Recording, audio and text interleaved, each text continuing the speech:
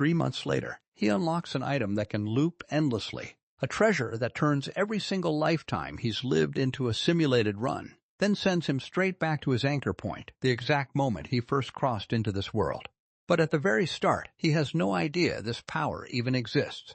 In his first life, he fails the imperial exams again and again, so he gives up and starts a small business instead, becomes a modest rich man, marries, has kids, lives a quiet normal life. Then right before death, he awakens the echo of truth, and that's how he gets his second life. Now that he knows about this cheat power, he refuses to stay average this time. He gets blindsided. Cultivators are real in this world. 2 of them suddenly appear in Taijuan, crashing right into the capital. From their argument, he picks up the truth. These 2 used to be sworn brothers. Now they're enemies over one core formation technique. And this place? It's a banishment zone. That's exactly why no cultivators ever showed up here before. Ku Hong, the one being hunted, fled here on purpose. He's betting on something called the Immortal stake, a weapon born from mortals, strong enough to take down his former brother, Dao Zhuanzi. His one shot at survival. Ku Hong doesn't hesitate. He levels the entire city in seconds. The Grand Tutor's master dies in the rubble like everyone else. Once the dust settles, our guy crawls out of the wreckage, alive by pure luck. He stares at the burning city around him, knows most of these people are gone for good. And then, he starts laughing like a madman. His brain's stuck on one loop. Cultivators exist in this world? Here's the kicker. Way back when he first reached the top, he had people search everywhere for any trace of cultivation. North, south, east, west, nothing. Not one shred of evidence. And now, the moment he's old and given up hope, boom, cultivators show up out of nowhere. He checks his echo of truth, fully charged, ready to reset whenever he wants. But he holds off. Instead, he spends this time rebuilding the ruined capital. He orders troops across the realm to keep hunting for those 2 cultivators. Months pass. The capital is fully rebuilt. Still no sign of them. Best guess, they came from the east, from somewhere called the Void Abyss. Makes sense with what he already suspected. Nothing left to wait for. He activates the echo right then and there, and snaps back to the exact moment he first arrived in this world, young again. The system replays his entire rise to power from last life like a highlight reel. Once the playback ends, he gets to pick a reward, or skip it to boost his recharge speed. He stares at the options, thinking hard. Options 1 and 2 only help if you're already a cultivator, but last life, he was just a mortal. So he picks the safe bet. Option 4, skip the reward, speed up the echo's recharge, because that charge isn't just for resetting, it can burn itself to shield him from danger too. That's exactly how he survived getting caught in a cultivator fight last time. He checks his stats, charge already sitting at 30%. Physically, he's 20, but he's lived to 30, and mentally, after carrying all those memories, his psychological age is 166, with a cap of 1056. That mental age cap is basically how much memory weight his mind can hold before, and the stronger his mind gets, the higher that cap climbs. None of that scares him. As long as there's a path to cultivation, nothing else matters. This life's goal: track down those 2 cultivators in 50 years and pry the secret of cultivation straight out of their mouths. They're in the light, he's in the shadows. That's an edge. Beyond researching gunpowder and weapons, that immortal stake Ku Hong mentioned might be the real key. And since they came from the east, from the Void Abyss, he sends scouts to dig deep into the bottom of that abyss. Nothing's worse than living without a goal. Last life, he hit the absolute ceiling a mortal could reach, even with a gorgeous empress. Cultivation, immortality. He's not letting either slip away. With 2 lifetimes of experience stacked up, he breezes through the imperial exam again, takes first place easy, picks the same official post in Wen County as before. Within no time, he's got every official in that county whipped into shape, building up loyal allies just like last run. 5 years in, he finds someone to impersonate Wolfang King's body double, the future emperor, as it turns out. He has his concubine pose as a refugee to storm Wolfang's mansion, then swoops in playing the hero. In reality, it's a perfectly timed inside job to wipe out the entire Wolfang family, while his double slides into the king's seat. By year 9, the fake Wolfang King marries into a scholar's family, but the one actually sharing a bed with the queen? Him. She gives him a secret son. By year 20, he installs that secret son, his own blood, as the new emperor. His spy network, hidden in the void abyss, finally gets a break. Every 15 years, the mist over the abyss clears for half a day. Light pours out from the bottom. Through telescopes, his men spot massive structures, towering cities rising from open plains, holding over 1 million people, floating sky cities wrapped in glowing mist, strange beasts soaring between them. He just nods, exactly what he suspected. Ku Hong and Dao Zhuanzi really did come from down there. He asks if anyone found a way down. No luck. His men tried everything, but past a certain depth. Something called the steel wind shred tears straight through them. Doesn't matter how strong the armor is. He sighs, waves them off. Looks like he just has to wait for Ku Hong and Dao Zhuanzi to show up again.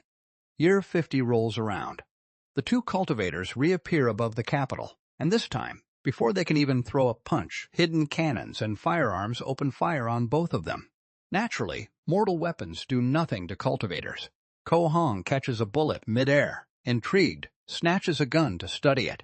He's actually impressed. To an immortal, this tech is basically scrap metal, but he's stunned mortals from a banishment zone built something like this at all. Ku Hong almost feels bad using these people now.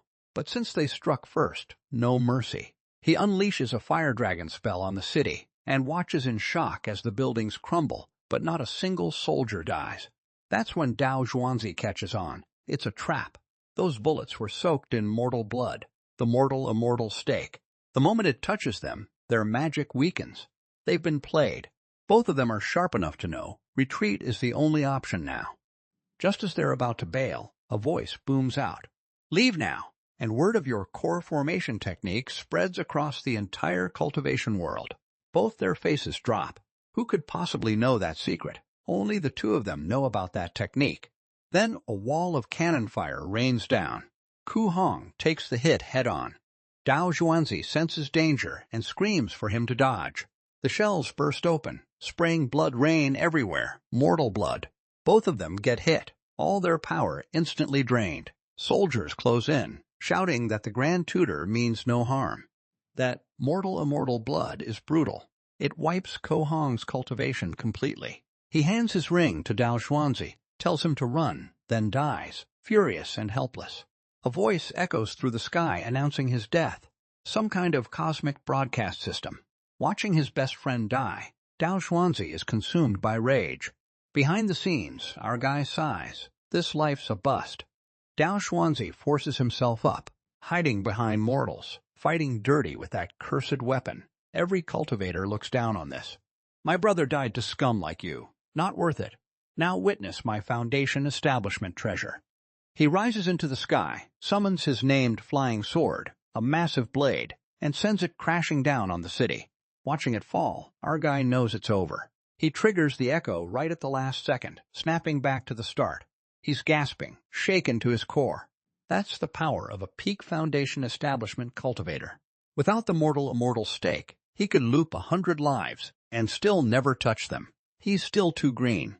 Didn't expect that weapon to kill Ku Hong outright, and to push Dao Zhuanzi into a suicide-grade final move shows their brotherhood was real, even through betrayal.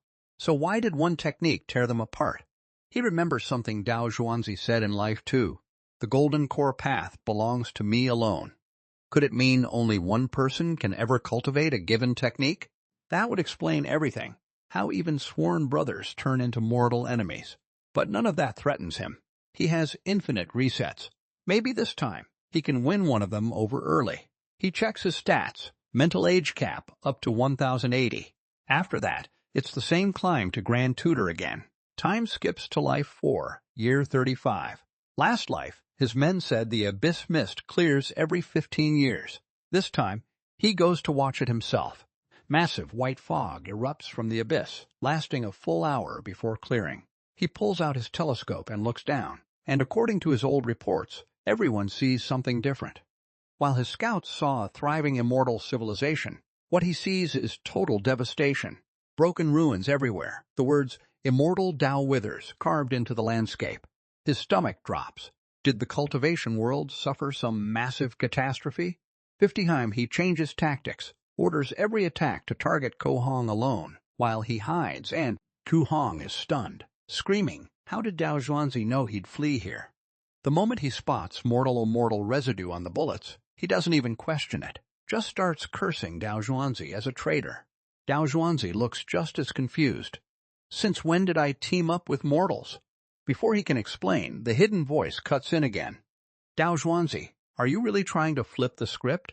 Didn't you promise to help kill Ko Hong, take the technique, then lead your people out of this banishment zone?" Hearing a mortal know this much, Ko Hong's mind is made up. It has to be Dao Zhuanzi pulling strings. How else would these mortals know? Dao Zhuanzi knows words won't fix this. He uses his spirit sense to track the voice's source, and storms over furious, only to find a simple sound-transmitting device. He raises an eyebrow. This guy is careful. Meanwhile, Ko Hong, fully convinced of betrayal, goes straight for the kill, unleashing a dragon roar attack. Dao Zhuanzi sighs, no point explaining now, draws his own sword energy and clashes back. The hidden voice speaks again. "Since Dao Zhuanzi wants to turn on his brother, then we'll help Ko Hong finish him." Ko Hong loves it. What goes around comes around Dao Zhuanzi. A binding dragon spell suddenly traps him. Dao Zhuanzi is furious, manipulated by some hidden enemy, sure, but his own brother turning on him too? After breaking free, he soars into the air and unleashes his named technique, Dao Zhuan Crimson Blade, facing off in full power. Meanwhile, the hidden mastermind orders another cannon barrage targeting Dao Zhuanzi. He's instantly drenched in mortal blood. Ko Hong's dragon spell pierces straight through him. The voice in the sky announces Dao Zhuanzi's death at Ko Hong's hands. Our guy steps out and kneels before Ko Hong, begging for mercy for his people. Ko Hong glares down coldly, a mere mortal daring to interfere with cultivator battles. He doesn't flinch under that pressure. "I only seek a chance to survive," he says calmly. Ko Hong sighs. "Seeking survival, huh? Who isn't in this world?" He explains, even if he and Dao Zhuanzi wanted to leave, breaking through the immortal mortal barrier takes serious effort, let alone dragging mortals along. Our guy's face drops. "Is there truly no way?" Ko Hong says a golden core cultivator might pull it off. He invites Ko Hong somewhere private. "What if my descendants cultivate and reach foundation establishment? Could they leave with you?" Ko Hong laughs it off. "This place has zero spiritual energy. Cultivation is impossible here. And mortals here are saturated with corruption. There's no way they could cultivate. Even traveling outside to cleanse their bodies wouldn't help." "Just live out your life as a mortal," Ko Hong says. Hearing there's truly no way out, our guy walks away expressionless. Ko Hong assumes he's just given up. He has no idea the mortal-immortal stake is already finishing him off. Mortals and immortals were never meant to coexist. Why would he ever fully trust a cultivator? Ko Hong, badly wounded, ends up locked in a cell. Turns out he never died. Our guy controlled the stake's dosage just enough to drain his cultivation without killing him, then interrogated him for answers. What he learns: the origin of this entire banishment zone traces back to an ancient catastrophe. It started with a plague among mortals. Cultivators barely noticed at first, assumed it was ordinary. But the moment the first cultivator caught it, the plague mutated, spreading through spiritual energy itself, infecting the entire cultivation world, then dying soon after. Desperate and furious, cultivators turned their rage on mortals. Mass slaughter began. But the plague didn't vanish with the deaths. If anything, it spread faster, unleashed and unchecked, killing even more cultivators. So they launched the Great Migration, exiling every mortal into isolated pocket worlds and broken realms with zero spiritual energy, sealed off permanently by formations. That's how this banishment zone came to be. And the plague force, still living inside mortal bodies, deadly to cultivators specifically, became known as the mortal-immortal stake. Ko Hong was originally targeted because his enemy wanted to weaponize that exact power against him. He just never expected a mortal cheat user to outplay them both. Now that he knows the truth, frustration sets in. As a mortal, he's only got 86 years to live, and the echo only works within a single lifespan. At 70, he's got 16 years left. He can't cultivate. Ko Hong and Dao Zhuanzi can't take him along. Meeting another cultivator again is unlikely. It feels like a dead end, destined to repeat the same mortal life forever. Then it hits him. How did the ancients even transport that many mortals during the Great Migration in the first place? He presses Ko Hong on it, and turns out he actually knows. Even if you got out, what good would it do? At your age, cultivation's impossible. Our guy fires back. Do you want to be a cultivator again or not? Even with drained power, returning to the cultivation world might let him recover it. Help me find a way there, and I'll bring you along. Ko Hong, burned twice already, doesn't buy it, says he'll think it over. Either way, it's a sliver of hope. Or you'd rather just die old here. Sure enough, Ko Hong caves. Even a false hope is still a bet worth taking. He explains the old migration tool was something like a transport vessel, common back in the ancient era. After the world-shattering catastrophe, though, cultivators turned paranoid, went solo, and those transport vessels basically vanished. Our guy freezes. Wait, that world-shattering catastrophe, is that the plague? Shockingly, Ko Hong shakes his head. The plague was bad, but it never shook cultivation's foundation. The real reason the plague spread so far was that most cultivators had already fallen in a completely different disaster. He starts to put it together. The path belongs to one alone. Even brothers as close as Ko Hong and Dao Zhuanzi turned on each other over one technique. This disaster you're talking about, it's about techniques not being shareable, isn't it? Ko Hong nods. Before the disaster, the ancient cultivation world had no such restriction. Sects opened their gates freely, taught disciples the same techniques. Brothers trained side by side sparring and comparing notes. The whole cultivation world thrived. Then one day, someone noticed their cultivation efficiency tanking and realized they could sense exactly how many other people were cultivating the same technique. The more people cultivating it, the weaker it got for everyone. Countless cultivators stopped advancing entirely. As the deadline to their cultivation looming closer, the murderous intent they'd buried finally surfaced. Old masters and disciples, lifelong brothers, all turned into mortal enemies overnight. A catastrophe swept the entire cultivation world. Train the same technique as someone else, and it's a fight to the death. Hiding doesn't even work. Anyone cultivating the same technique can sense each other's location, no matter what. So how does anyone cultivate now? He asks. Ko Hong sighs. Not many options left. First, join the 10,000 Immortals Alliance. Trade contribution points for techniques, and anyone with talent can join. The cost is a soul contract, bound to serve for a fixed term. He's confused. That doesn't sound like a shortage of techniques. Ko Hong laughs, exhausted. Because everything you get that way is incomplete. Patched together garbage the big factions cranked out recently. Enough to reach peak chi refinement, nothing more.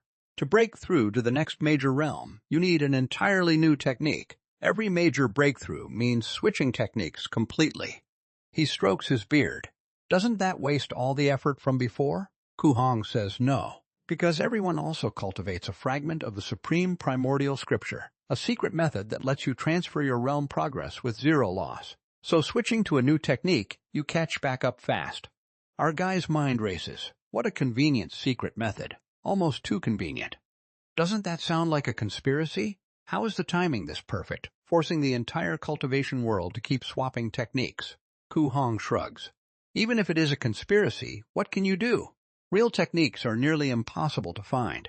Dao Zhuanzi died, never knowing the technique he fought for wasn't just a core formation method. It was a true direct path scripture. The conversation triggering a sky-wide cosmic announcement. That's the voice that played after Dao Zhuanzi died.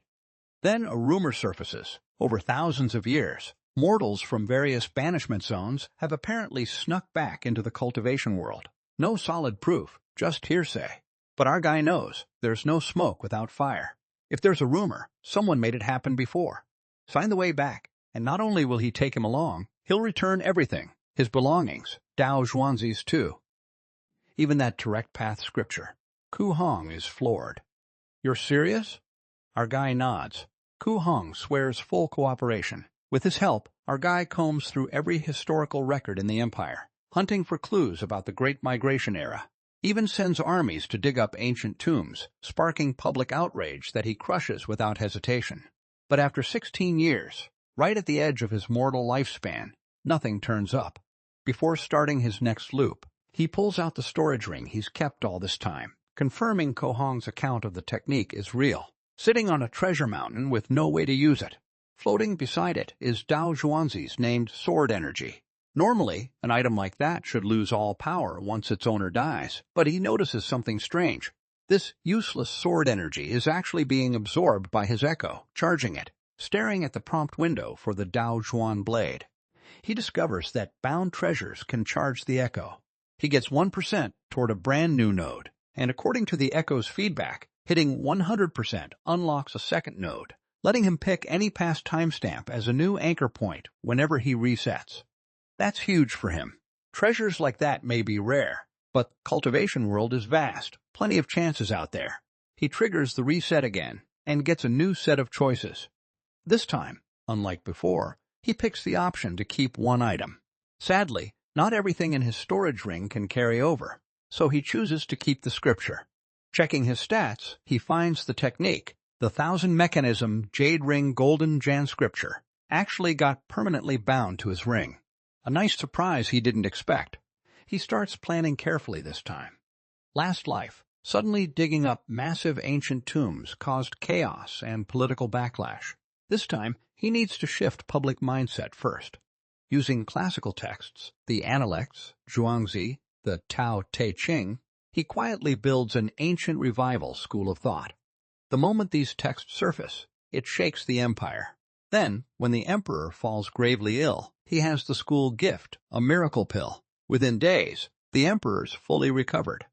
The emperor becomes obsessed with immortal elixirs, and word spreads that ancient tombs might hold not just texts, but life-extending elixirs too.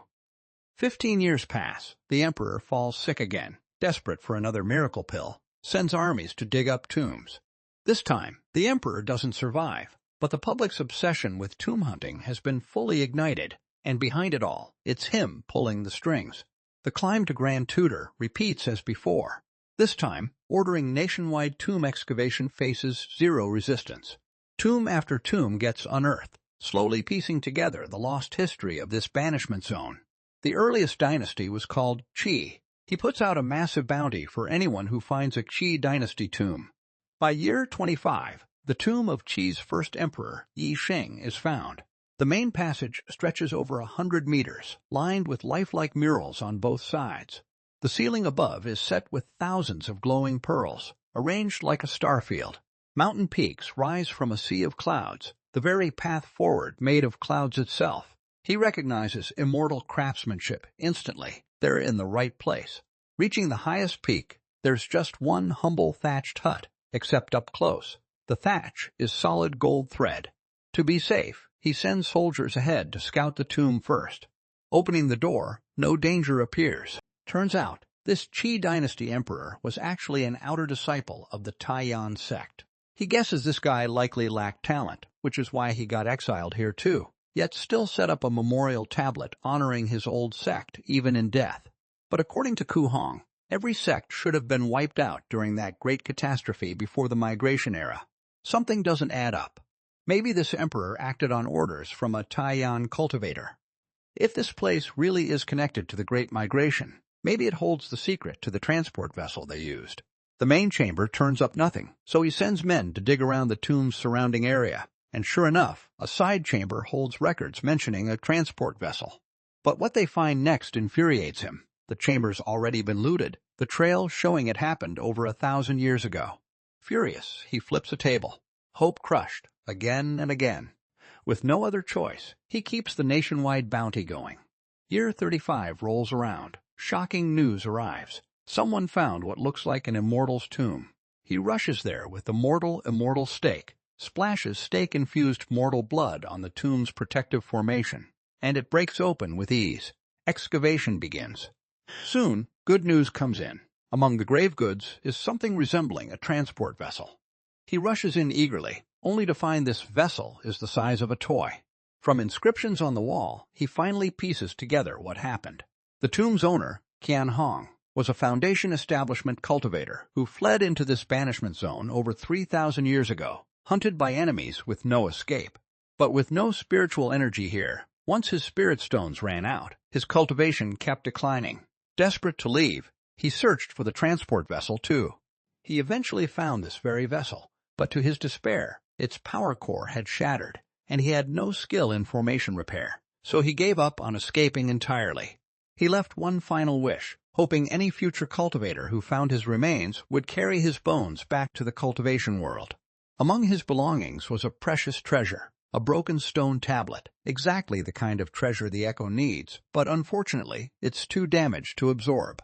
He picks up 2 cultivation manuals nearby, one a chi refinement technique called Little Ring True Method, the other a combat technique. He checks the registered number of past cultivators. Both show 1. Suspicious. Could this be a trap set by the tomb's owner? But thousands of years have passed. Even a golden core cultivator wouldn't last that long. So how could anyone still be cultivating these? Then it clicks. Maybe these are original master copies. Big factions like the 10,000 Immortals Alliance and 5 Elders Council mass-produce techniques from these originals. And once, Qian Hong's 2 techniques had no living user. The factions probably reissued them as rewards for new recruits.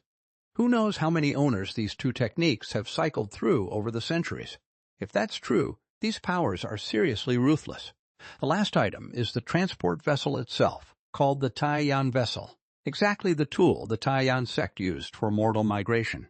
Its inner formation is indeed damaged, but that's no problem for him, since he's not the one piloting it. Ku Hong and Dao Zhuanzi appear over the capital once more, and this time he chooses to step out into the open. Over one technique, must you 2 really fight to the death? Why not come down and talk first? Surprised by his boldness, the 2 agree to hear him out. He tells them his ancestor made a deathbed prophecy. 2 visitors would come from the eastern void abyss, marking his people's chance to finally escape this banishment zone. His clan has waited generations to confirm it, and today it finally happened. Dao Zhuanzi isn't easily fooled. No fortune-telling meant to shock them. Have either of you heard of the Tai Yang sect? Ku Hong's eyes widen. You mean the ancient sect famous for prophecy and divination? Relief washes over our guy. Perfect. Tai Yang sect really are known for exactly that. His bluff is landing. He confirms it boldly. Yes, his ancestor was a Tai Yang sect disciple. Though weak in cultivation, only reaching chi refinement, his ancestor mastered divination above all else. When the migration began, his ancestor, worried for his family, volunteered to oversee this banishment zone's relocation, staying behind with them ever since. Hearing such a complete, consistent backstory, Dao Zhuanzi and Ko Hong start believing him. They ask what he wants. He states his purpose clearly. Why fight over one core formation technique, friends? My ancestor left behind a golden core technique before passing. You 2 wouldn't need to fight over scraps anymore. Ku Hong lights up, thrilled. After all, ending the feud with his old friend is exactly what he wants. Dao Zhuanzi, equally eager, asks what's needed in return. Our guy claims his ancestor's dying wish was to return to the Tai Yang sect, but the transport vessel's core. His ancestor predicted one of them would have skill in formation repair. All he needs is help restoring the vessel to free his people from this hellscape. Both cultivators are stunned. His ancestor's divination is shockingly precise, even predicting their individual skills. Of course, he knows verbal promises mean nothing, so he offers to show them the technique directly. Ku Hong wants to come too, but Dao Zhuanzi stops him. Brother, isn't one core formation technique enough for you? Ki Hong sheepishly backs off. They head to an underground chamber, and Dao Zhuanzi is instantly on edge, sensing the mortal-immortal stakes energy saturating the room. Our guy walks in casually, explains it's just protection for the technique, since both his guests are cultivators after all. He stands at the doorway and reveals the technique to Dao Zhuanzi. And the moment Dao Zhuanzi realizes it's not just a core formation method, but something far greater, he's floored. Didn't you say it was just core formation? Our guy explains he had to lie. Otherwise, the 2 of them might have fought over it again. Dao Zhuanzi bows in admiration. What careful thinking. Don't worry, my brother is skilled in formation repair. Once it's repaired, I'll hand the technique over with both hands. Back at their lodging, Dao Zhuanzi secretly messages Ko Hong, confirming the technique's real, but deliberately hides that it's actually a direct path scripture. Ko Hong, hearing it's genuine, immediately gets greedy. Let's just take it by force. He's only a mortal. But Dao Zhuanzi, unwilling to share something this valuable, talks him down. Let's not. They're descendants of Tai Yang sect. Remember that ominous prophecy? Force could backfire badly. It's just a quick repair job anyway, won't cost us much time. Convinced by Dao Zhuanzi's reasoning, Ko Hong agrees. A year passes. The Taiyang vessel is finally repaired. Combat and defense systems are limited by available materials, but everything else works fine, more than enough to survive the banishment formation. The vessel runs on spiritual energy and comes in 3 sizes: 10 meters, 100 meters, 1,000 meters. Ko Hong explains the 2 of them don't have much spiritual sense to spare, but they'll provide enough to power the 100-meter version for the escape, and even offers to pilot it personally, since it needs at least mid-chi refinement level to operate. But our guy just manifests the 100-meter vessel himself, leaving both cultivators speechless. You're immortal, yet you can pilot this thing? You really are something else. He laughs it off, just a minor trick, nothing worth mentioning. Thanks again for their help. 3 days later, with the technique handed over as promised, Dao Zhuanzi and Ko Hong say their goodbyes. Ko Hong mentions if he ever gets the chance, he should visit the Spirit Sky City in the cloud-treading mountains. On their way back to the Void Abyss, Ko Hong asks what technique Dao Zhuanzi actually got. Dao Zhuanzi just laughs it off. Nothing special, just an ordinary core formation method. You think it'd be the same level as yours? The 2 vanish back into the abyss mist. Once they're gone, our guy boards the Taiyang vessel himself. He's 71 this life, clearly too old to start a real cultivation journey now, no matter what happens. Today's just a test run for the banishment formation's defenses. The moment he enters the fog, an overwhelming, unreal sensation hits him. Before long, the vessel suddenly shudders, hitting something. He remembers Ko Hong's warning about the steel wind shred, capable of tearing mortal bodies apart instantly. Thankfully, the vessel's shielding holds. Carefully piloting through, after half an hour he clears the wind shred zone, finally breaking free of the banishment formation. Reaching the cultivation world, he stumbles into a rare technique, reaches golden core within a century, then sails smoothly all the way to ascension in just 1,000 years. After ascending, he climbs from the very bottom rung, eventually becoming the strongest immortal king in that realm, then breaks through again, ascending into the god realm. Starting from the very minor, he climbs all the way to God King, the strongest being in that entire world. But above that, the primordial god realm exists too. Ascending there means starting from zero all over again, an endless loop of grinding from nothing. That's when he suddenly snaps awake, realizing he'd just been trapped inside an illusion layer. The vessel seems to navigate itself, otherwise he might have been stuck in that illusion forever. Following the vessel's strange instinctive guidance, he just feeds it power and pushes forward. Before long, it automatically reaches the 4th level, the flowing fire layer. He guesses it's because this vessel was originally built for migration, meaning it has built-in pathways for crossing the banishment formation, layer after layer, each with different elemental hazards, until he finally reaches the 7th level, the darkness layer, a level shrouded in total black. According to Ko Hong, this layer poses no real danger. Just as he's getting excited, thinking he's finally about to break through to the cultivation world, a massive gaping maw suddenly lunges at the vessel out of nowhere. He barely manages to trigger the echo in time, snapping back to the start. Panic floods him. What on earth was that monster? Neither Ko Hong nor Dao Zhuanzi ever mentioned anything in the darkness layer. Why would he be the one targeted? Some special mortal detection ability, maybe? Looks like he'll have to wait for the next 15-year fog clearing before trying the abyss again. Even though this life failed to break through the formation, at least he gets to keep the Taiyang vessel, permanently bound now, just like the scripture before. This new life gives him plenty of time to plan. First, he brings his trusted men back to Qian Hong's tomb, carefully controlling the stake's dosage to avoid destroying the broken tablet, and successfully absorbs it into the echo, jumping the node charge straight to 26%. By year 5, he can't resist returning to scout the abyss again, except this time, staring into it, his eyes turn blood red, and a strange compulsion to dive straight in overtakes him. But his echo isn't even fully charged yet. Something goes wrong now. It's certain death. Right then, a flash of light cuts through the abyss. His mind snaps back to clarity. Turns out countless whispering voices had been trying to lure him in. He nearly fell for it. He spends the next 20 years normally. Once the echo's fully charged, he has the confidence to push into the abyss again. The Taiyang vessel breezes through the first 6 layers as always, but this time he stops right at the entrance to the darkness layer, scouting for the creature first. After a long wait, nothing shows up. Left with no choice, he pushes the vessel full speed into the lair, and immediately, that same familiar gaping mouth opens wide. This nameless monster clearly holds deep hostility toward mortals. Maybe its entire purpose is devouring anything mortal that gets close to this lair. In a panic, he yanks the vessel back to the previous level, the thunderstorm lair, and, the moment he retreats, the creature stops chasing. Lit by the storm's glow, he finally gets a clear look at the full beast. It's a massive whale. So close to victory, yet so far. Over the next 15 years, he attempts countless forced breakthroughs into the darkness layer. Every single time, that same gaping mouth blocks the way. But he does notice one pattern. Every time the 15-year fog clears over the abyss, the whale seems delayed for a moment before showing up to block him.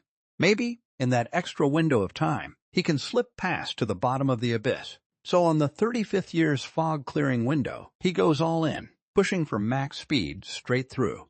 Just as he's about to clear the darkness layer, nearly reaching the glowing exit, the whale appears right in his path at the last possible second. No time to react, he triggers the echo again, resetting once more, absolutely fuming. Checking his stats, his mental age cap has stopped climbing, frozen at 1,116, and he's already burned through 368 years of it, leaving 748 years left to spend. This life, he returns to Qian Hong's tomb again, repeating the same absorption process from before, pushing the node charge to 51%. Then it's back to waiting on the echo's recharge. Year 35 rolls around, countless attempts again, still no success against the whale's relentless blocking. By year 50, he gives up forcing through the darkness layer entirely, deciding instead to meet with Qiu Hong and Dao Zhuanzi to dig for info about the whale. Using the same trick as before, his ancestors' reputation and the borrowed technique, he gains their trust, then pulls out a sketch of the whale, asking if they recognize it. He frames it all as his clan's repeated failed escape attempt. Apparently, there was once an ancient sect called the Jade Beast Sect. They had no advanced techniques to speak of, but mastered a single method, the Jade Beast Arts, letting them command beasts across heaven and earth. Among their most famous beasts was supposedly a creature exactly like this whale. Ku Hong suddenly remembers. Now that you mention it, I recall this. That beast's called the hunting tide whale. Our guy, thrilled, asks if there's any way around it. But it's an ancient-era beast. Neither of them knows. They only vaguely heard rumors about ancient beasts like this, nothing concrete. He sighs. Guess he's on his own with this one. He ends the life feeling deflated. The next time around, he tries absorbing the broken tablet again, but the echo doesn't respond this time. With no other choice, he keeps grinding through the relentless layer. After 65 years of relentless attempts, still no breakthrough, no matter how fast he goes. The whale always shows up right on time. By his final year, with just 1 year of life left, he tries one last desperate gamble. This time, he releases all manual control of the vessel, letting it drift slowly on its own from the very first layer down into the abyss at a steady, gradual pace. The result shocks him. This slow, steady descent gets through the darkness layer without the whale ever appearing. The exit's right there ahead. He eagerly grabs the controls again, slams full throttle toward it, and the whale instantly reappears behind him. Confused. Why now? Could the creature be blind to, or simply ignore, anything moving at a constant speed? The realization hits him. As long as he keeps a perfectly steady pace, he's safe. He bursts out laughing in pure relief. The final lock keeping him trapped in this banishment zone has finally been cracked. Amid his own wild laughter and the whale's furious roar, he pilots the Taiyang vessel straight through the darkness layer's breach, heading toward the cultivation world. It feels like crossing the distance of multiple worlds in an instant. The pressure is so immense, blood pours from all his senses, but he barely notices. Looking back at the formation behind him, with the view pulling out wider, he sees something he'll never forget. It's not just one whale out there, thousands of them, carving out countless pitch-black spaces in the void. The banishment zone he escaped fades further and further away, until finally he bursts free through a gap. Surrounded by towering mountains, he knows he's finally reached the cultivation world he's dreamed of for so long. But this life's lifespan has run its course. Confirming everything's fine, he triggers another reset. He originally planned to skip the reward again, boosting the echo's charge as usual. But this time, he spots a familiar item available to keep. It's that broken treasure tablet. After thinking it over, he decides to keep it, wanting to test a theory. So begins his 10th life. He returns to Qian Hong's tomb once more, but this time, instead of using the stake's power, he pulls out the broken tablet directly. Something strange happens. The tablet slowly merges into the tomb's protective formation. His theory confirmed. These heavenly treasures are unique. The world was never meant to hold two identical ones. But because he duplicated it through resets, the two copies automatically fuse into one. After fusing, he breaks through the formation using the stake as before, finds the tablet now looking noticeably fresher, but still not absorbable. He figures it probably needs to be even more fully restored before the echo can take it in. He stores the upgraded tablet inside the Tai Yang vessel, supplies for his eventual trip to the cultivation world. 20 years pass. He ruthlessly purges a batch of corrupt officials and exploitative landlords, collects all their gold and treasure into the vessel, knowing he'll need every bit of it in the cultivation world. He also starts hoarding grain. The ministers initially push back, citing the nation's food security, but the moment he reveals the vessel growing in size before their eyes, they're instantly cowed by his immortal powers, eagerly helping him stockpile supplies. With everything in place, he has nothing left holding him back. The moment the echo finishes charging, he drives the vessel back into the abyss, letting it drift at a steady pace like before. And just as expected, the whale never shows. He survives the dimensional tear again, this time without injury, having adapted to it. But disaster strikes right at the exit. Looking around at endless ocean, he's caught off guard, completely different from the towering mountains he saw last time. He checks the exit map Cao Hong gave him before, no ocean marked anywhere on it. With no other option, he winds it by ear, praying he'll find civilization before his vessel's power runs dry. After flying over 10 days with power nearly depleted, he finally spots a large ship. Through his telescope, he sees the ship sinking, dozens of people scrambling to escape, clearly mortals attacked by something. Right then, he overhears someone shouting reassurance to the panicking crowd. They've already sent a signal for a cultivator to come help. Rescue is on the way. His mind races. He secretly stashes the vessel, swims toward the group, and fakes being a struggling survivor, blending in seamlessly while waiting for this cultivator to arrive. Before long, a figure descends from above. Some kind of spell hides his face completely, impossible to make out any features. With a single shout from him, dead silence falls instantly across the area. Our guy himself can't even make a sound. Then the damaged ship slowly rises into the air, repaired by some unknown technique.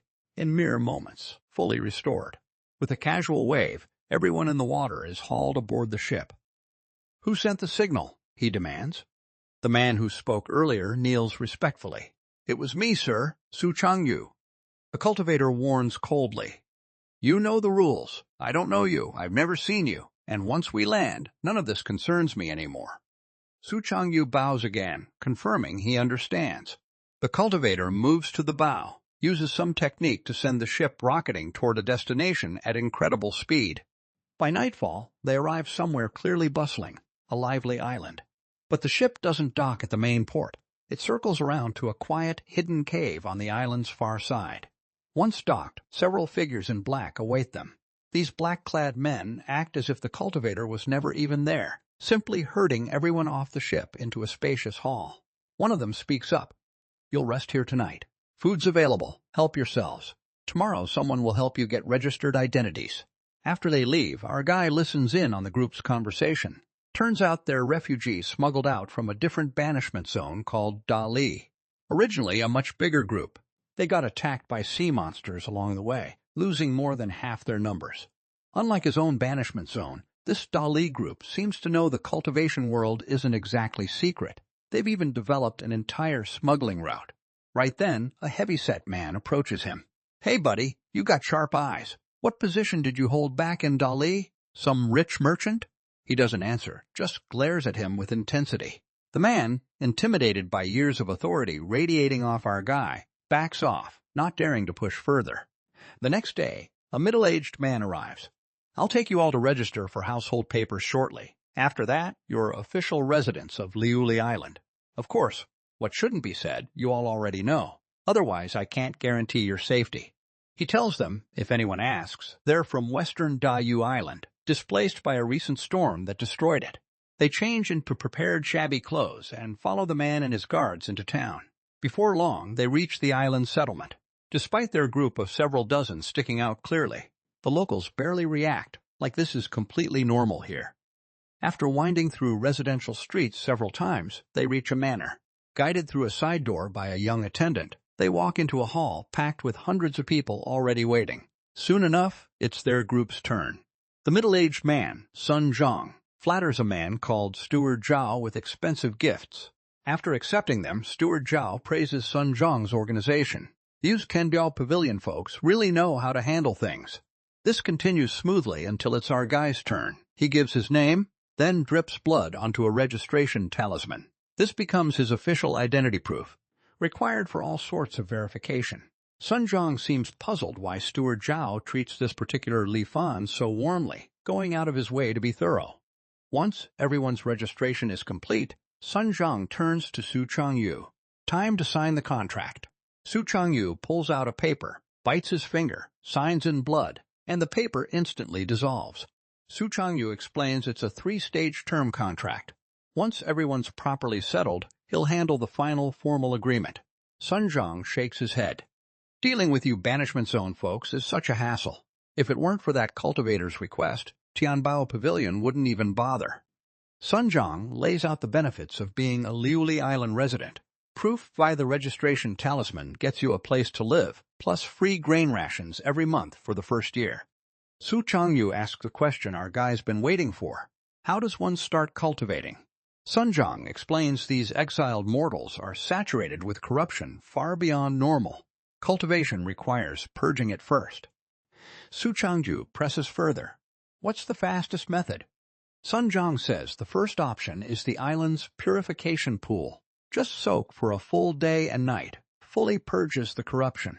The catch: the materials needed are insanely expensive, so it only opens once every 3 years. Last opening was a year ago, meaning the next is 2 years away. And even then, competition is fierce. Outsiders like them stand no chance against island locals. Su Changyu asks for alternatives. Sun Zhang mentions a second method, chanting the Zhuanhuang heart-calming mantra paired with specific medicine and diet, taking 5 to 6 years to purge corruption. Slower, but stable and risk-free, the mantra and medicine are available at any pharmacy. Su Changyu, still not satisfied, asks for something faster. Sun Zhang's expression turns grave, talking about the third method, becoming a test subject. Su Changyu asks what that means. Sun Zhang explains some cultivators have intense curiosity about this corruption energy. Every year, they recruit mortal volunteers to act as research subjects, using special methods to extract the corruption directly, taking only a few months. But the process is agonizing beyond words, neither living nor dying in peace. Most people lose their minds completely before the extraction even finishes. Su Changyu, still dissatisfied, asks if there's anything else. Sun Zhang reveals a fourth method. Cultivators occasionally take a liking to talented mortals and their direct mortal descendants, gifting them rare treasures to completely reforge their bodies. Not only does this remove corruption entirely, it boosts cultivation talent directly. But that's a privilege you and I will never get. Not even our island lord has that kind of luck. That's everything I know. If you all are serious about pursuing cultivation, think it over carefully. Before leaving, Sun Zhang offers genuine advice. I know you exiles all carry that dream of seeking the Tao, but who doesn't, deep down? The path is brutally hard. Even purging your corruption successfully, how many actually succeed at cultivation after that? Why torture yourself when you could just live a comfortable mortal life? Su Changyu clenches his fists. After everything we went through to escape that banishment zone, how could any of us settle for being mortal? The group disperses afterward. Our guy goes to claim his housing, assigned to the northern residential district, packed tightly with single-room homes. Inside, just a basic bed and small table. Not great, but settling in this smoothly is already a win. Escaping a banishment zone, this is luck. Now the real goal, purging corruption. The purification pool slots are precious, but with his stolen gold and treasure, buying his way in shouldn't be a problem. Still, new territory means careful planning first. A knock interrupts him. He cautiously pulls a weapon out of the vessel before opening the door. It's that same heavy-set man from before. No pretense this time. You're not actually one of us banishment zone people, are you? Our guy plays dumb. What are you talking about? But the man isn't buying it. Who are you really? And what are you doing sneaking into Liuli Island? Our guy's expression hardens. How'd you figure it out? The man explains. He saw him surface from underwater when they first crashed. Assumed it was a hallucination at first, but remembered the group never had this many people when they originally set off. Our guy compliments his sharp eye. The man, pleased, gloats. Of course, all those idiots didn't notice a complete stranger got mixed in but me. After confirming no one else noticed, our guy quietly steps closer behind him. So you're saying you're the only one who knows? Getting confirmation, he doesn't hesitate, pulls a hidden dagger and drives it straight through the man's chest. A pointless death from a fool who couldn't keep quiet. He stuffs the body into the vessel, wipes away any traces of blood. As for whether Immortal methods could trace him, he's not too worried.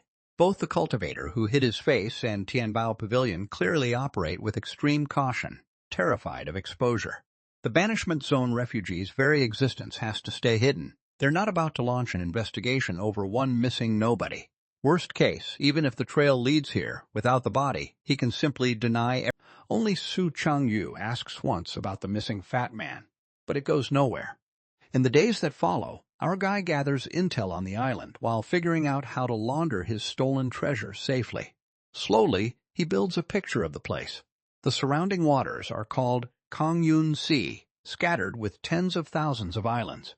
Liuli Island is mid-sized, famous for its delicious liuli fish, hugely popular among mortals. Some cultivators even use the rare pearls these fish occasionally produce in elixirs. So the cultivator overseeing Liuli Island demands a yearly quota of these pearls, making fishing expeditions the island's hottest job. Despite 70% of catches getting taxed away, plenty still sail out, because beyond fishing, they sometimes stumble onto sunken treasure ships. Same rule applies. 70% taxed, 30% kept. So, securing an official fishing expedition slot is the key.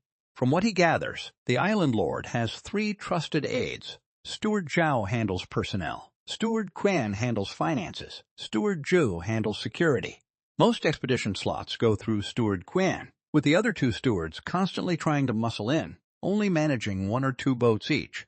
He's only personally met Steward Zhao, who, oddly, treated him with unusual warmth during registration that day. Maybe it's worth seeking him out again. He heads to Tianbao Pavilion first, hoping Sun Zhang can introduce him properly, but gets turned away at the door. The black-clad guards seem to already know who he is, sending him off without even announcing him. Confused, Tianbao Pavilion is a business. Why refuse a customer outright, not even bothering to relay a message? He rushes to ask the other refugees what happened. Turns out Su Changyu chose the 3rd method to purge corruption, becoming a test subject. Before leaving, he completed his contract with Tianbao Pavilion, meaning they no longer have any connection to that group. Su Changyu's friend explains why he rushed into such a desperate choice. Su Changyu has a sister dying of an incurable illness, and he chose this path purely to save her. Even without Su Changyu's contract anymore, our guy isn't ready to give up on this connection to Sun Zhang. After all, the comfort Sun Zhang offered Su Changyu before he left suggests he's not entirely heartless. Compared to total strangers, dealing with someone whose background he somewhat understands feels safer. So he returns to Tianbao Pavilion. The guard there curses at him. You again? Looking to die? He raises his voice loudly. 34. 21 to do business. Is this? After sipping the maid-served tea, he can't help but compliment it. Excellent tea. That's when Sun Zhang finally appears. This is the famous Royal Dragon tea from Dayu Island. With that island destroyed, it's nearly impossible to find now. Looks like I'm benefiting from your good fortune here. Sun Zhang gets straight to business. The Dali matter is already settled. Why are you here again? Our guy clarifies he's genuinely here for business, unrelated to the Dali affair. Sun Zhang scoffs. You? A fresh refugee? What kind of business could you possibly bring? He doesn't argue, just gives Sun Zhang a meaningful look. After a moment's thought, Sun Zhang decides to hear him out. All right, talk. Our guy gets straight to the point. Does Tianbao Pavilion have any interest in expedition boat slots? Sun Zhong confirms yes, naturally. Beyond sunken treasure, even regular fishing and rare ocean goods are massively profitable. But every slot is locked down by Steward Qian. Even Steward Zhao only manages to grab 1 or 2 slots. What makes you think you've got any leverage on this? Our guy tells him, get him a meeting with Steward Zhao, and he'll handle the rest. Seeing that unwavering look in his eyes, Sun Zhong hesitates. Right then, a woman's voice cuts in. Let him meet Zhao. It's not like there's much risk. It's Tianbao Pavilion's mistress herself, speaking with a chillingly calm tone. If he can't deliver, we'll just chop him up for fish bait. Our guy shows zero fear, politely thanking her anyway for the help. The mistress, intrigued, asks where his confidence comes from. He doesn't explain, just promises he never breaks his word, never goes back on a deal. He explains his proposal. For any expedition profits, he'll personally take 0% of his cut. Half goes to Steward Zhao, half goes to Tianbao Pavilion. The mistress and Sun Zhong exchange surprised glances. So what do you actually want out of this?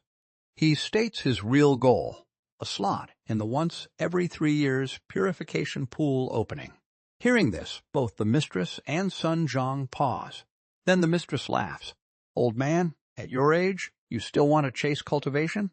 Unmoved by the mockery, he answers calmly, I seek immortality. Death holds no fear for me.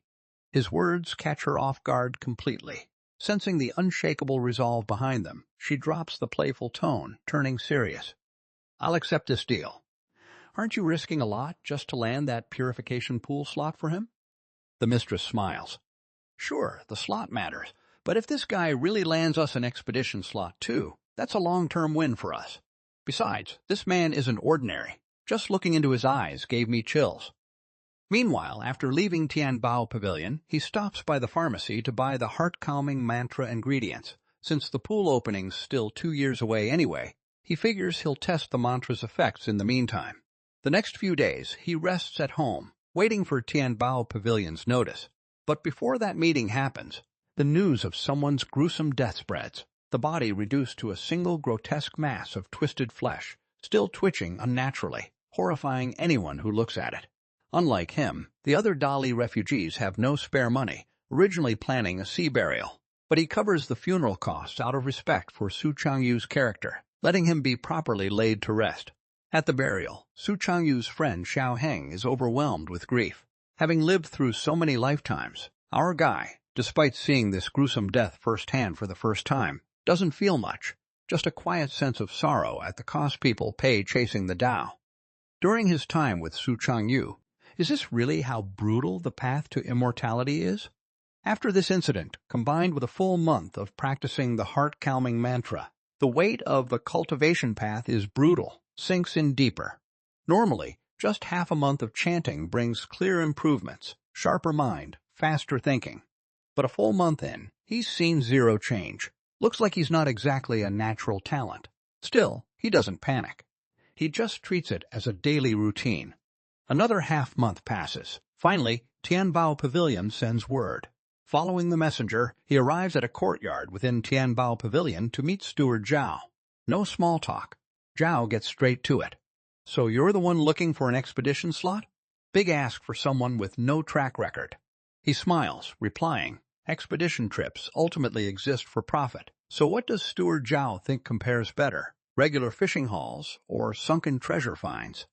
Zhao admits treasure finds are obviously more profitable, but they're rare. Even after a decade on this island, he's barely seen a handful of major treasure hauls. Our guy tells him he can guarantee bringing back treasure every single expedition. Zhao's eyes flash red with excitement. You're not lying, are you? Surprised, he asks how Zhao can even tell. Zhao explains his ability. He was born with unique vision that can detect truth from lies. He'd already seen white light glowing off him, confirming he wasn't bluffing. Intrigued by such an art, our guy asks, was this how Zhao spotted something different about him during registration too? Nothing special, Zhao replies. Just noticed you carried serious wealth and blood on your hands. Figured you weren't ordinary, so I showed some courtesy, built some goodwill. Our guy brings up Dali and his refugee status. Does Zhao already know? Zhao shrugs it off. The island has a cultivator in charge. As long as everyone behaves, your background doesn't matter. Sheltering refugees was even our master's own order. Real or relieved, our guy proposes a partnership. Zhao clarifies, even with a deal, he can't hand over full leadership of a boat. You're new here with no standing. Putting you in charge outright would stir too much resentment. But you can join a crew first, prove you can deliver treasure every trip, and the crew will respect you naturally. Then, taking command becomes a non-issue. Our guy recognizes this as the smartest path forward and agrees immediately. Meanwhile, after learning he'd won Steward Zhao over, the mistress is stunned. You're sure there's no mistake? Sun Zhang confirms. No mistake. The old man really does have something going for him. The mistress, still confused, wonders where on earth this smuggled refugee got such leverage. After thinking it over, she decides to send over a piece of land deed they'd originally been saving as a bribe for Steward Qian. Sun Zhang protests. Isn't that a bit rash? We were saving that for... The mistress cuts him off, impatient. Just go. The day he actually secures a full boat crew, a small courtyard won't be enough to keep him happy anymore. Seeing the deal go through, he accepts it without hesitation, moving into his new home the same day. Once settled, Tianbao Pavilion also sends over several beautiful attendants, but our guy, fully focused on the cultivation path, politely declines. Then comes the wait for the expedition to set sail. He expects a short wait, but instead, disaster strikes, a massive storm, the kind every island in this sea fears. Thankfully, the resident cultivator activates the protective formation in time. Island residents drop to their knees in gratitude. Our guy watches with fascination as the blue protective light ripples across the sky, those strange glowing symbols pulsing with power. So this is the immortal power he's been chasing all along. Right as he's marveling at it, a massive bolt of heavenly lightning crashes down onto the formation. The shockwave alone is enough to send him crashing to his knees, coughing up old blood. He assumes that's the worst of it, but looking up, the lightning hasn't stopped. It keeps slamming into the island's protective formation over and over. Just as he braces for disaster, the formation somehow holds. No matter how many strikes land, it never breaks. Time passes in a blur. As the storm and waves finally calm, the lightning fades out completely. Several more days pass before the storm fully clears. Locals later tell him this was actually a minor storm by comparison. 15 years ago, Liuli Island faced a far worse one. The protective formation had to shrink its coverage drastically just to survive, costing the island 2/3 of its landmass. Only in the past 2 years has it started recovering. As his first time witnessing this, he now understands why islanders fear these storms so deeply. The power of nature here is utterly terrifying. Afterward, the local authorities distribute talismans to every household, ordering everyone to inspect the protective. Every household hangs their talisman, watching for days to see if it glows red, any sign of malfunction. The formation has a staggering 367,800 nodes, and every single one needs checking. So all of Liuli Island's affairs pause completely, prioritizing the formation's maintenance above everything else. Normally, the resident cultivator personally oversees these repairs, but this time, the spirit stones powering the formation are running critically low, forcing him to return to the 10,000 Immortals Alliance headquarters for fresh supplies. The formation tracks damage through a cycle system, 360 flickers per small cycle, 360 small cycles per large cycle. As long as one full large cycle passes without red light appearing, the formation is confirmed undamaged. Learning just how massive and intricate this formation is, our guy can hardly imagine how it was even built in the first place. 5 more days pass. To everyone's relief, the results finally come back clean. His physical and mental age caps both tick up slightly. Not much, but enough to keep him motivated. Before long, Steward Zhao's people finally send word the expedition's about to set sail. 3 days later, he boards the assigned ship, Kang Yuan. The moment he steps aboard, he hears the crew grumbling. Turns out the island lord suddenly imposed a new evaluation rule. Whichever crew brings back the smallest haul this trip loses their expedition license entirely. The reason behind this brutal pressure, Coral Island to the south. Their protective formation failed during the recent storm. The entire island wiped out, meaning their resource quota now falls entirely on Liuli Island's shoulders. That's when the captain, Zhang Haobo, steps in. Why is everyone moping? Even first place gets rewarded, boosted profit share from 30 to 50%. A crew member groans. Captain, you know our fishing skills. We barely scrape by every trip as it is. Feels like this might be our last expedition. Zhang Haobo grins confidently. Relax. This time we've got an ace with us, guaranteed full haul, pointing directly at our guy. He glances over, mildly amused. Is this guy trying to set him up as the team's hero on purpose? After surviving the storm, Expedition Day finally arrives. With Captain Zhang Haobo deliberately stirring things up by spotlighting him, the crew immediately starts arguing. Most assume this clean, fragile-looking old man can't possibly be skilled at anything useful. Zhang Haobo, seeing the pushback, snaps at them. Watch your tone. Steward Zhao personally requested this man. He's set to take over this ship soon. He emphasizes, take over heavily, clearly meant as a warning shot to keep everyone in line. The veteran crew, who've sailed with Zhang Haobo for years, aren't having it. You've captained this ship for 10 years, old man. Why would you just hand it over? If anyone tries forcing him out, they'll fight it. Watching their fury build, our guy figures they're already plotting to toss him overboard once they're at sea. Zhang Haobo, satisfied, fans the flames further, calmly reminding everyone that loyalty matters. But Kang Yuan technically belongs to Steward Zhao. If Zhao wants a change, there's not much to argue about. Our guy watches the whole performance silently, internally rolling his eyes. Child's play. Once Zhang Haobo finishes his act, our guy speaks up loudly. You all doubt me, but do you doubt Steward Zhao's Hearing him invoke Zhao's name calms the crew down instantly.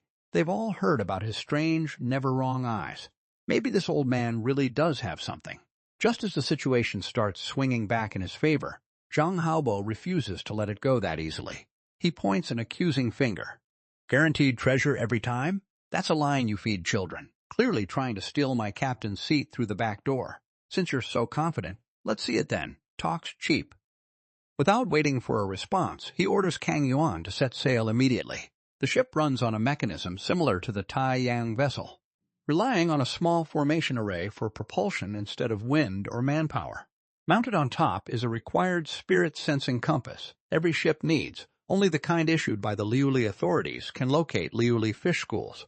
But its detection range is limited, which is exactly why crew members matter. They scout the rough area first, then use the compass to pinpoint exact locations. Problem is, after the recent storm, fish migration patterns have scattered everywhere. It's basically a gamble now. Kang Yuan's luck isn't great. After half a month sailing, still zero trace of any fish school.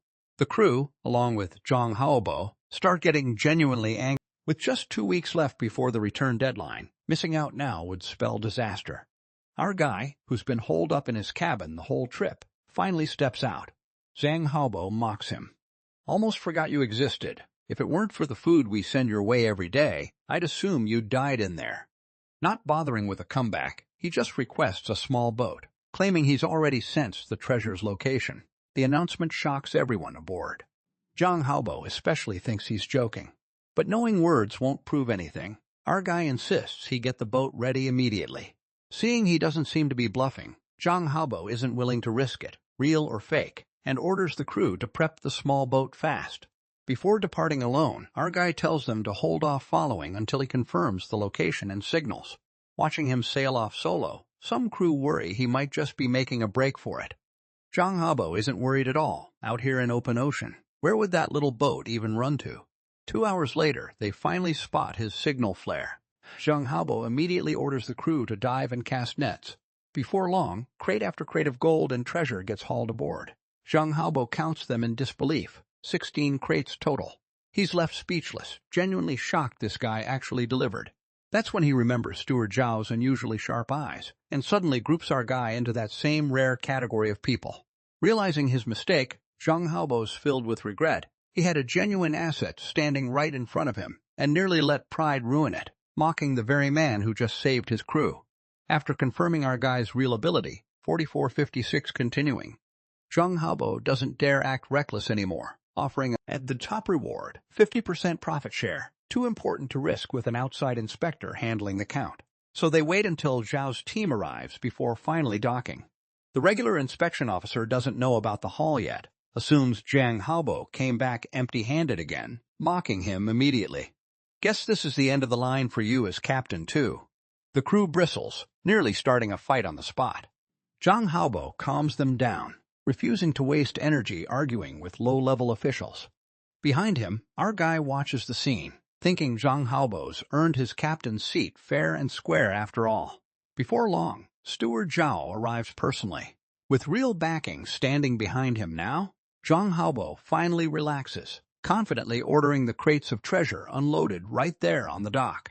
The sight instantly causes an uproar, word spreading across the entire island within hours. Over at Tianbao Pavilion, Sun Zhang rushes excitedly to report to the mistress.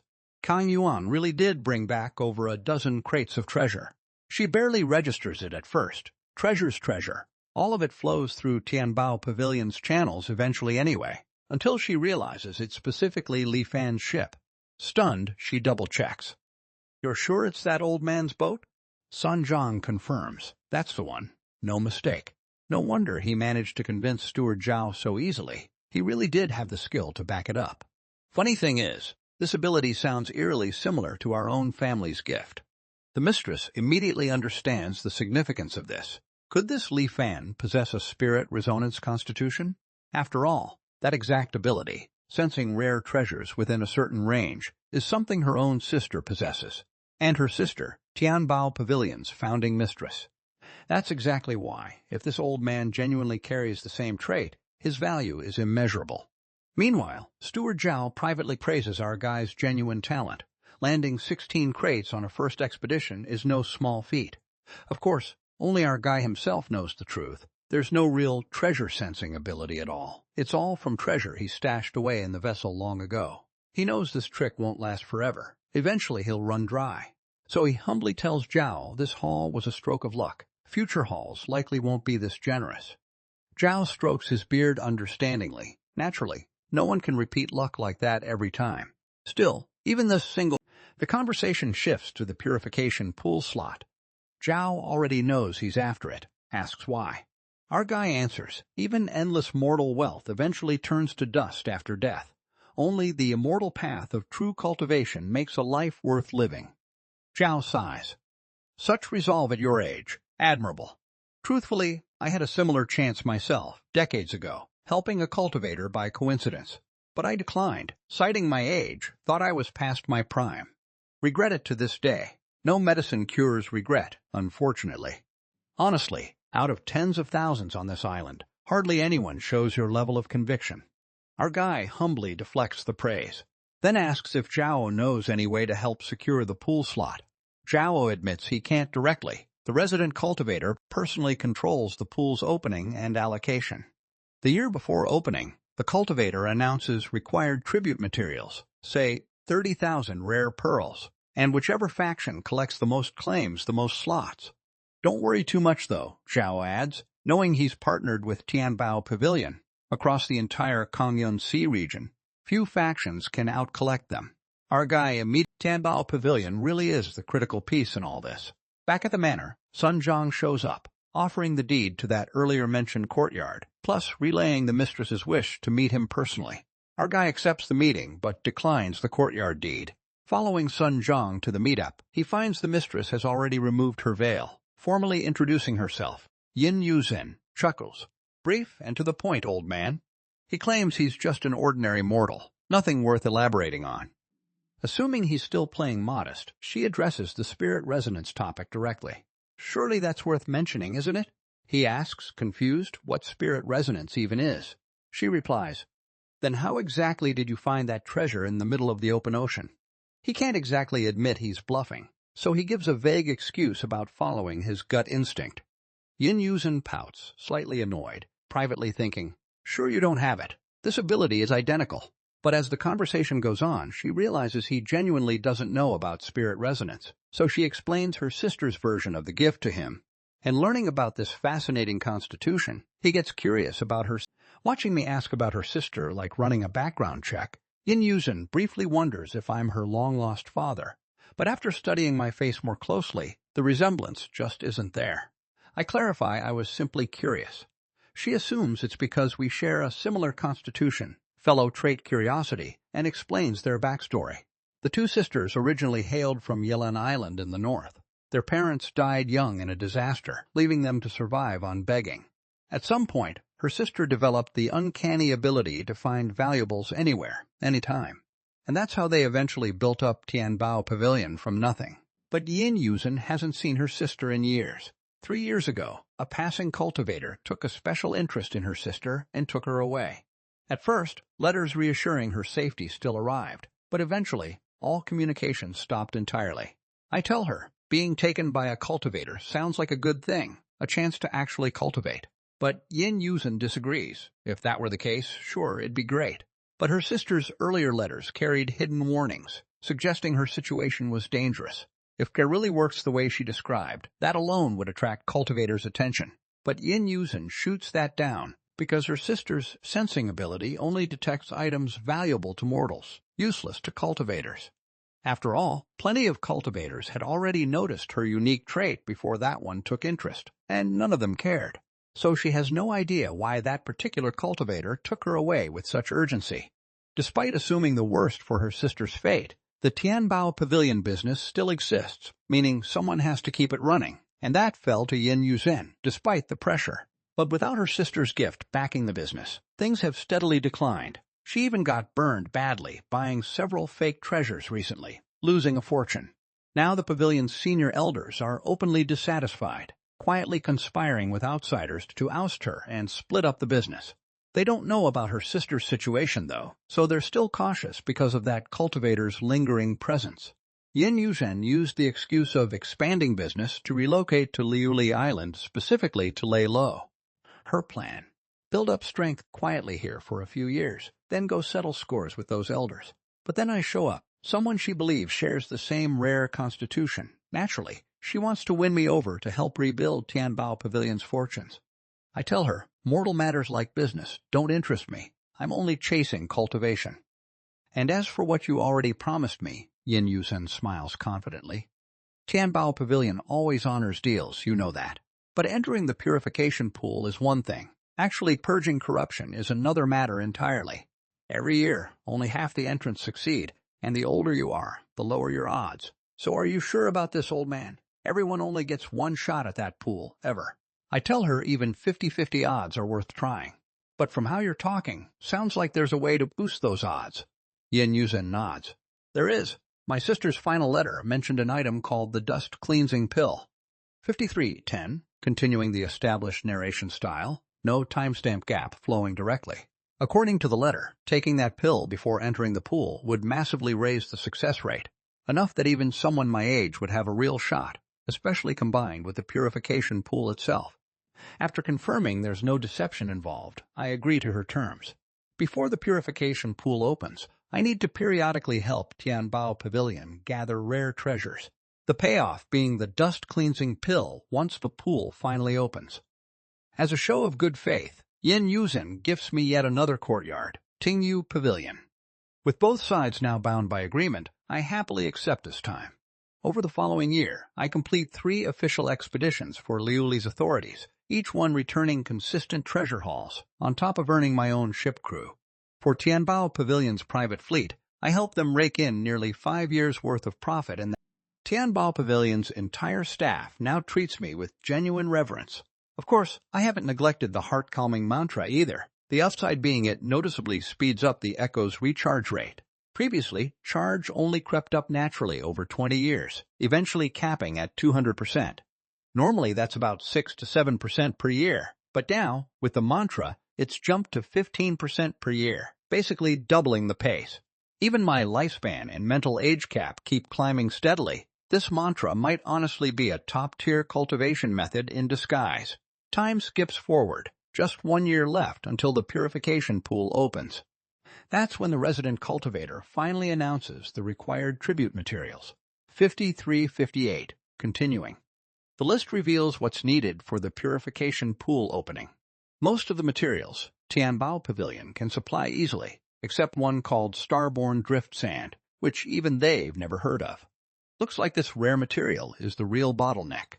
Yin Yuzhen suggests asking around with the Myriad Flower Merchant Guild, though she warns they're notoriously greedy. This could get expensive fast.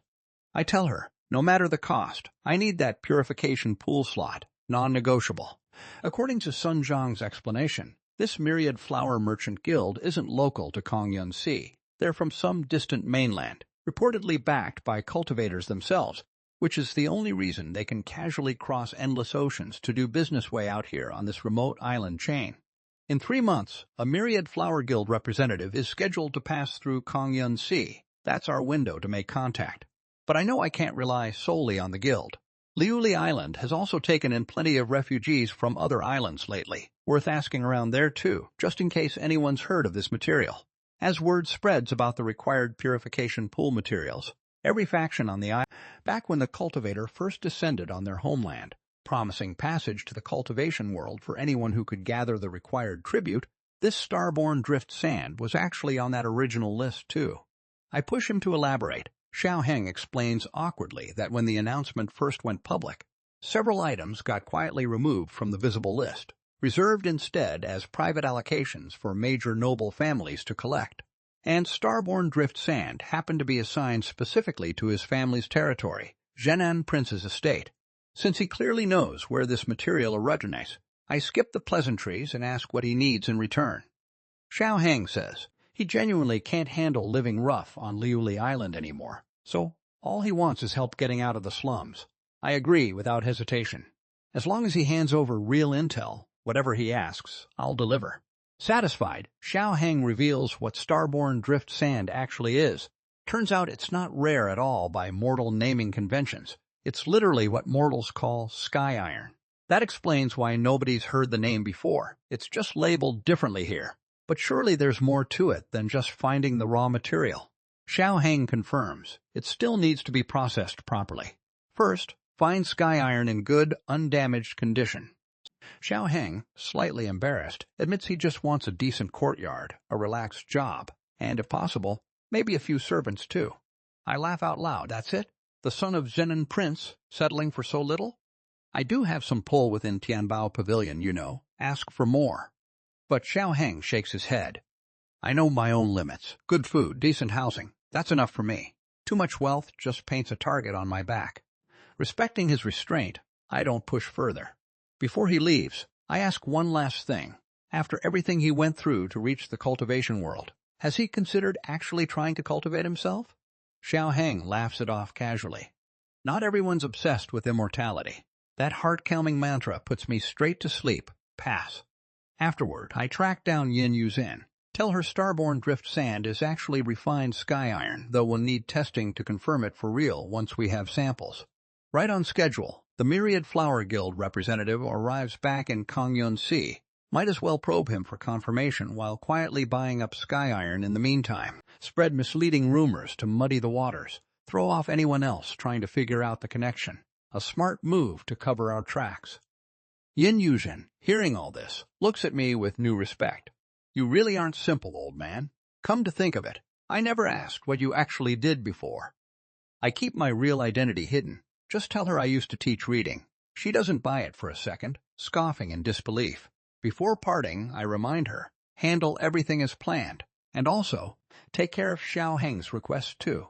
Yin Yuzhen frowns slightly. Even small favors like Xiao Heng's request now warrant special attention. Has her own intuition started failing her?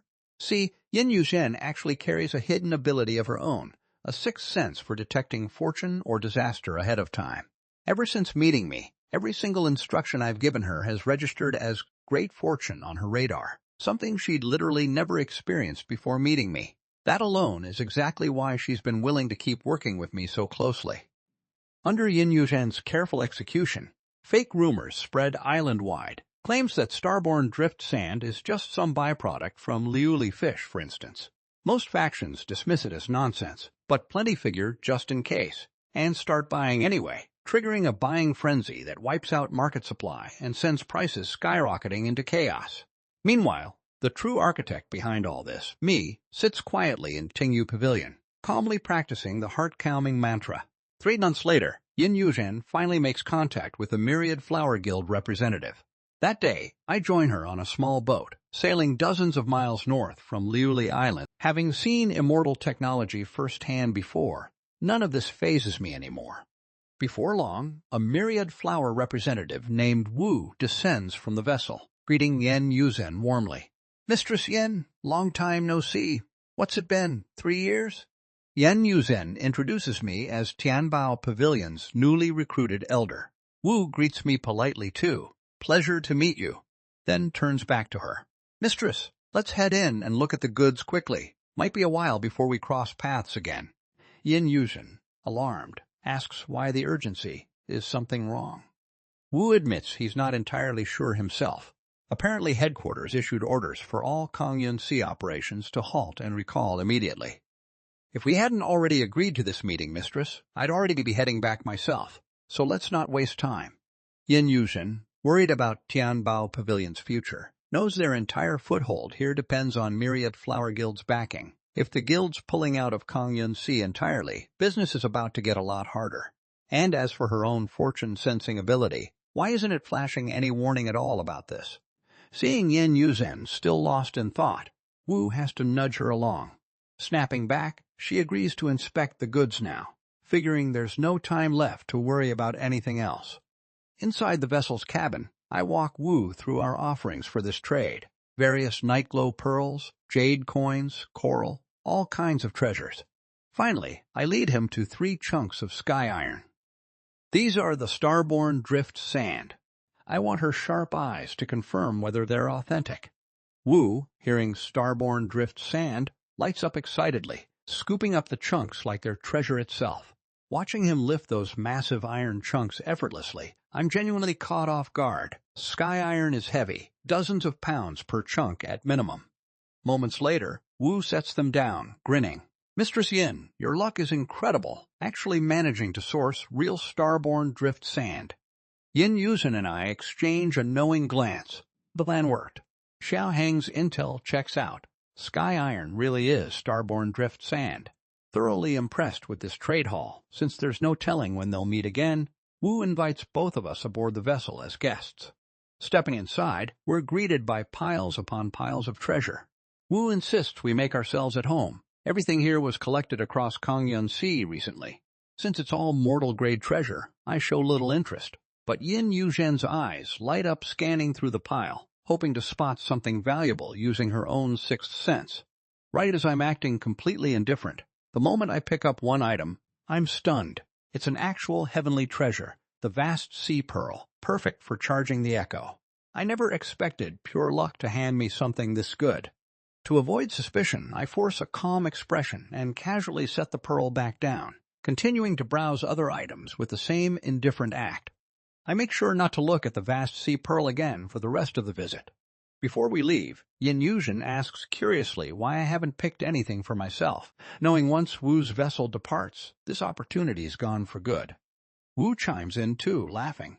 "What kind of fool walks away from a treasure mountain empty-handed? You'd be insulting me, Wu, if you don't take something." Which works perfectly in my favor. I reluctantly pick the vast sea pearl along with one other item, an ancient jade statue, just to avoid raising suspicion. Wu doesn't catch on to the pearl's true value at all, instead getting excited explaining the jade statue's backstory, claiming it was worshipped by some ancient tribe for centuries, supposedly boosting vitality and health. Seeing him apparently clueless about real value, I casually ask about the pearl too. "Just picked it up off some fishermen on Liuyan Island." That immediately catches my attention. Liuyan Island, a place capable of producing genuine heavenly treasures, definitely worth investigating further. The trade negotiations with Wu continue well into the evening. Myriad Flower Guild walks away with a massive haul of treasure, and Yin Yuzhen secures a fortune in gold and silver in return. On the boat ride back, though, Yin Yuzhen looks anything but happy, clearly worried about Tianbao Pavilion's future now that their main supplier's pulling out of the region entirely. I tell her not to stress too much. There's always a way forward eventually. That night, back at Tingyu Pavilion, a sudden knock at the door interrupts everything. Who could it be this late at night? I instinctively grab a dagger, asking cautiously who's there.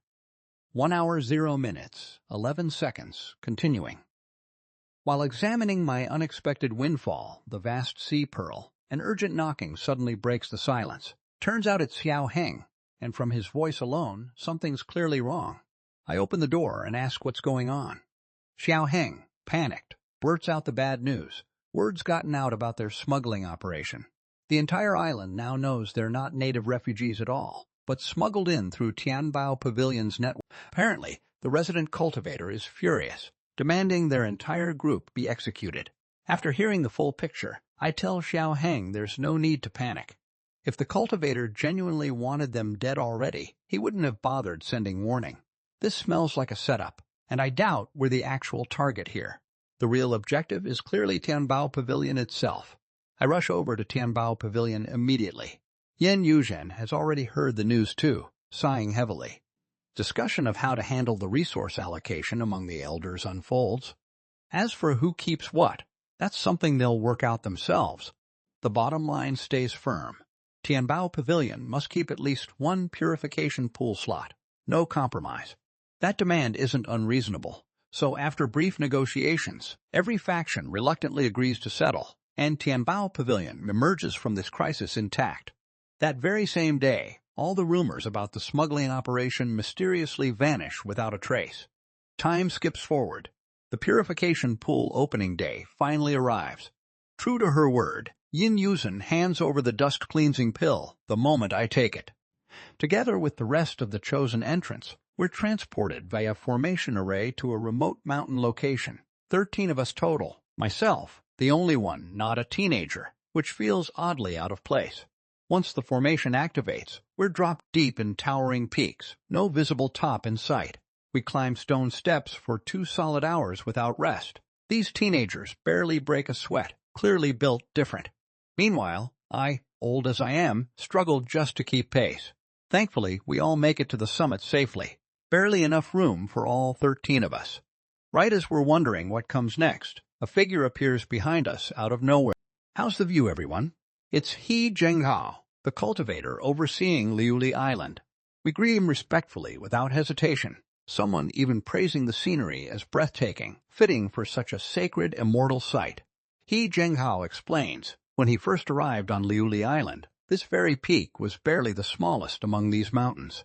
Did you know mountains and rivers grow, just like people do? That line immediately surprises someone. You mean these mountains are alive somehow? He explains some peaks may look towering now, but their fate is already sealed, never to grow further. Others might look like nothing more than a small hill, yet hold limitless potential, destined to one day pierce the heavens themselves. Take this very peak, for example, once unremarkable, now commanding the entire view below. Of course, most mountains remain like the countless smaller hills surrounding it, forever overshadowed, eternally gazing up at the dominant peaks above. Mountains are like that, so are people. Today, whether you successfully purge your corruption and step onto the path of immortality depends entirely. Regardless of outcome, give it everything you've got today. With that, he gestures forward, except directly ahead lies a sheer cliff edge. Confused, someone asks how exactly they're supposed to proceed. He Zhenghao confirms, yes, straight ahead off the cliff. The group is stunned silent. One skeptic questions if he's joking.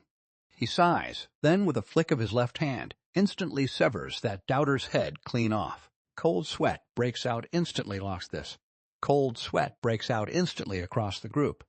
They drop to their knees, begging for mercy. He Zhenghao's expression turns icy. Consider this another lesson. On the cultivation path, perspective matters just as much as power. Some lessons are better learned now than. Unlike the panicking group, I calmly bow in respect. Much appreciated, the lesson is noted. Without further delay, I walk straight toward the cliff's edge. 1 hour, 2 minutes, 58 seconds, continuing, facing the sheer drop. He Zhenghao pointed toward. I step forward without hesitation, and the fall I braced for never comes. I'm walking. Naturally, none of them dare hesitate, quickly acknowledging the order. Meanwhile, I'm sent into a swirling cloud formation, surrounding white mist gradually condensing into the pool's purification fluid. Inside it, instead of suffocating, I feel an overwhelming warmth and comfort, like floating in a womb. Just as I start to relax completely, everything shifts violently. That warmth turns scorching, scorching becomes blistering, blistering escalates into a molten inferno, tearing through my body like lava, ripping through every nerve. This pain is beyond anything a normal person could endure. My instinct screams to trigger the echo and reset immediately. But then I remember, no matter what, I cannot give up now. Drawing on that unshakable resolve toward immortality, I force myself to endure this unimaginable agony. Even as my consciousness starts slipping away entirely, sheer stubborn willpower keeps me from triggering the reset. In this moment, pure instinct takes over completely, overriding rational thought. That's when the Zhuanhuang heart-refining mantra kicks in on its own. My consciousness, like it finally found an anchor, begins reforming, stabilizing, even as I remain trapped in this state of total sensory blankness. But like bedrock weathering storm after storm, it refuses to crumble. 3 days pass. Everyone else has already emerged. 4 succeeded. 7 failed. I'm the only one still inside the pool. By all logic, the older a mortal gets, the more deeply corruption embeds into their flesh and blood, meaning the pool should be forcibly destroying my body entirely to force the corruption out, then rebuilding it fresh. This level of agony shouldn't be survivable for anyone, yet here I am. 3 more days pass. If He Zhenghao couldn't still sense faint life signs, he'd have rushed in himself by now to check what's happening. This wait drags on for another 3 days straight. What started as shock has now settled into pure disbelief. If this purification pool, created by one of the 10,000 Immortals Alliance's Ice Heaven Venerables, wasn't reliable, he'd genuinely suspect it malfunctioned. Could anyone really endure this long inside? The pool's sustaining materials are also running dangerously low now. If the formation simply runs out of power and the attempt fails as a result, well, that'd just be this Li Fan's bad luck, nothing to do with him. But thinking it over more, this level of unbreakable resolve means if he actually succeeds, he's bound to become someone remarkable down the line. All right, might as well gamble on this one, He Zhenghao mutters, pulling out his last reserve of secretly stashed materials. Don't disappoint me, kid. 2 more days pass. I finally emerge from the pool with a calm smile.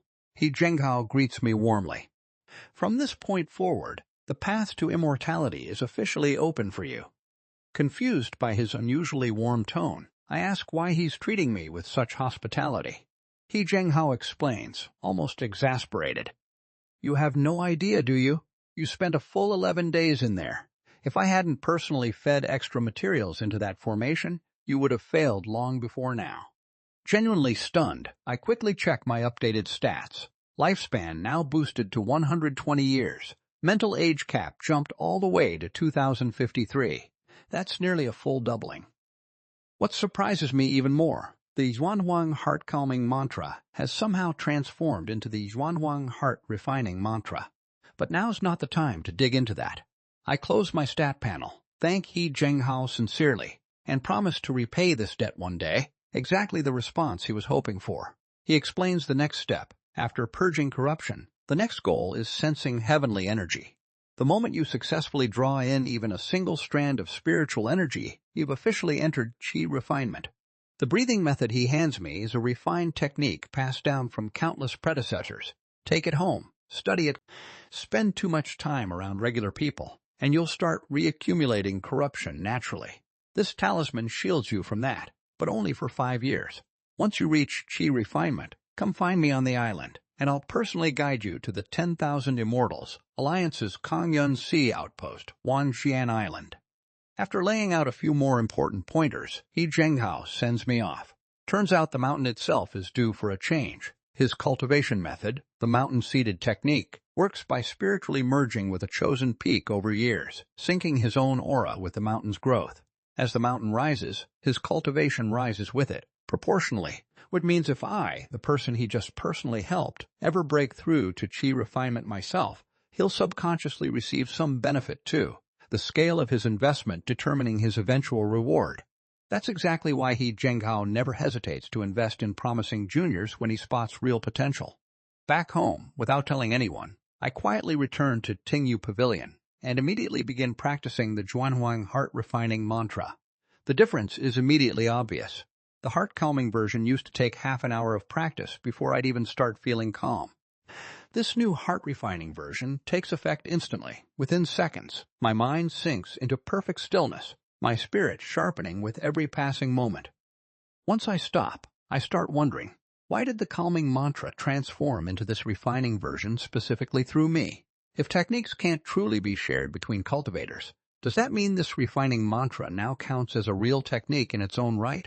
Just one step away from officially crossing into cultivator territory, and now armed with this miraculous heart-refining mantra, the next few days leave me feeling genuinely on top of the world, until a letter arrives that completely shatters that feeling. Reading its contents. Stunned beyond words by Xiao Heng's letter, I read it over and over, refusing to believe it at first. Just recently, this same guy casually told me he had zero interest in cultivation. Turns out he's secretly a natural genius messing with me the whole time? Eventually, reluctantly, I accept reality and piece together what actually happened. Turns out, after the earlier smuggling scandal nearly got everyone executed, even though I'd handled the fallout and reassured him everything was fine, Xiao Heng still couldn't shake the fear. Every morning in his eyes, he kept imagining cultivators descending from the sky to slaughter them all. So, desperate to finally sleep peacefully, and more importantly, to become a real cultivator and stop living in, and the very next day after that, he successfully drew spiritual energy into his body, officially reaching Qi refinement stage 7. Turns out, the actual confirmation moment came when he nearly sent a maid to an early grave during a moment of overly enthusiastic intimacy. That's when he realized just how much his cultivation had skyrocketed. Apparently, the same day I emerged from the purification pool, Xiao Heng found He Zhenghao, also freshly returned, and explained his rapid breakthrough. He Zhenghao, hearing this, was nearly driven mad. This kid's natural talent might be the strongest he's ever seen, and he'd already used up all his reserve materials helping that old man. Looking the whole thing, my emotions are in chaos. So this is what they call a true prodigy of heaven. Not relying on any external help whatsoever, effortlessly blasting through to Qi refinement on raw talent alone. Good thing I've still got the Echo. Heaven-gifted talent means nothing against infinite resets, right? The Echo rules supreme over everything else. After settling my emotions, I dive into studying the spirit-sensing breathing method properly. Right now, drawing spiritual energy in is the most urgent priority. The text explains that, in ancient times, the concept of spiritual roots existed. Only mortals born with spiritual roots could ever cultivate. Some immortal sage steps in personally to teach the path of longevity. I seek to become immortal. Why wait on heaven's permission? If heaven won't grant it, I'll take it myself.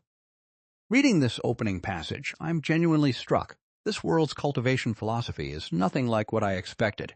No wonder I felt this strange unease ever since first encountering cultivators. This entire world seems to harbor deep, fundamental hostility toward the heavens itself. Whether mortal-born, mortal-immortal stake specifically lethal to cultivators, all of it points to the same underlying theme, defying heaven to seize true longevity. The rest of the breathing method covers an alternative path. For those who fail to purge their corruption and can't draw in spiritual energy directly, there's a method to cultivate one's own martial spirit instead, forcibly extracting heavenly energy through raw willpower to break into Qi refinement. This martial spirit, apparently, draws from humanity's most primal emotions: greed, fear, rage, hatred, endless fuel buried deep within everyone's heart, inexhaustible. The technique works by channeling these raw emotions as fuel to cultivate a heavenly root in the Dantian. Once formed, this root forcibly absorbs spiritual energy directly from the. Forming this heavenly root can take as little as 10 years. 3 years pass, and I still haven't successfully drawn energy through the standard method. This breathing technique requires accumulating 5 distinct emotional states, but practicing the heart-refining mantra makes that genuinely difficult. Calming the mind works against building up raw emotion. One day, feeling cooped up at home too long, I decide to head out for some fresh air. Before long, someone calls out to me. It's an old familiar face, none other than Zhang Haobo. I ask how he's been doing lately. He grins. Thanks to you, Elder Li, our crew's been doing great. Your reputation alone keeps pulling in young recruits eager to join, and our standing's risen right along with our profits. But honestly, I'll be straight with you. My crew and I are planning to leave Liuli Island for good. Surprised, I ask why leave when things are clearly going well. Zhang Haobo sighs, frustrated. Mainly because lately, every expedition we run, something feels off. Every time we dive, we're pulling up thousands of pounds of fish. Every species mixed together, like the entire ocean's fish population is fleeing. Also, the exposed reef formations around the island have shifted noticeably too. Sure, water levels naturally fluctuate over time, but this year's changes are clearly abnormal. And here's the real kicker: over the past 3 full years, Not a single storm has hit Kangyun Sea, not one. I ask if maybe the storms simply paused temporarily. Zhang Haobo shakes his head. Storms here have never gone 3 years straight without striking, not once in his entire life, not even during the calmest stretches. All these signs together, something's seriously off. Me and the crew think something big is coming. I tell him surely the island has its protective formation and the residents